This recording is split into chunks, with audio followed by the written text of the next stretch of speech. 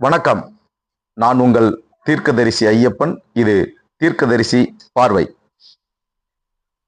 2026 சட்டமன்ற பொதுத் தேர்தல். எல்லா கட்சியும் ஒரு வகையில தன்னுடைய தேர்தல் பணிகளை துரிதப்படுத்திட்டு இருக்காங்க.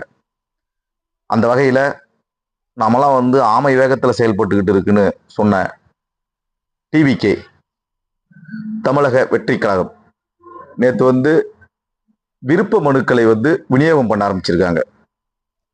அதாவது 6/2/2026 இருந்து 14/2/2026 வரை போட்டியிட விரும்புபவர்கள் விருப்ப மனுக்களை பெற்றுக்கொள்ளலாம் அப்படின்னு அறிவிச்சிருந்தாங்க. அதுல நேத்து முதல் நாள் பனையூர் அலுவலகத்துல விருப்ப மனு பெறுவதற்காக ஒரு மாநாட்டிற்கு செல்வது போல, ஒரு பொதுக்கூட்டத்திற்கு செல்வது போல எண்ணற்ற மனு பெறுபவர்கள் அங்கு கும்பலாக கூடி ஒரு பெரிய போக்குவரத்துக்கு, அந்த தெருவில் உள்ள போக்குவரத்துக்கு, பொதுமக்களுக்கு இடையூறு ஏற்படும் அளவிற்கு கும்பல் கூடியிருக்கிறது. இது விஜய் கூடுனா மாநாட்டுக்கு கும்பல் சேரும், பொதுக்கூட்டத்துக்கு கும்பல் சேரும், விஜய் வர மக்கள் சந்திப்புக்கு கூட்டம் சேரும். இப்படி விஜயை பார்க்கறதுக்கு மட்டும்தான் அந்த கட்சியில ரசிகர்களா கூட்டம் கூடுவாங்க அப்படின்னு சொல்லிக்கிட்டு இருந்தவங்க மத்தியில இவங்கெல்லாம் எங்க அரசியல் மயப்பட போறாங்க, இவங்கெல்லாம் எங்க 234 தொகுதிகளிலும் போட்டியிடறதுக்கு கூட இவங்க கட்சியில ஆள் இல்லை அப்படின்னு சொன்னவங்களுக்கெல்லாம் இந்த நிகழ்வு ஒரு சிம்ம சொப்பனமாக, ஒரு விடயமாக நிகழ்ந்திருக்கிறது என்றுதான் நாம் கருத வேண்டும். ஏன்னு கேட்டீங்கன்னா, நேத்து முதல் நாள் விருப்ப மனுவை பெறுவதற்கு முதல் நாள் நேத்தே 50,000 மனுக்கள் விற்பனை விநியோகம் செய்யப்பட்டிருக்கு அப்படின்னு சொல்லி கட்சி தலைமை அதிகாரப்பூர்வமா அறிவிச்சிருக்காங்க. இதை நம்மளும் கூட ஊடகங்கள் மூலியமா நம்மளும் கூட நிதானமா எல்லாத்தையும் கவனிச்சுட்டு தான் இருந்தோம்.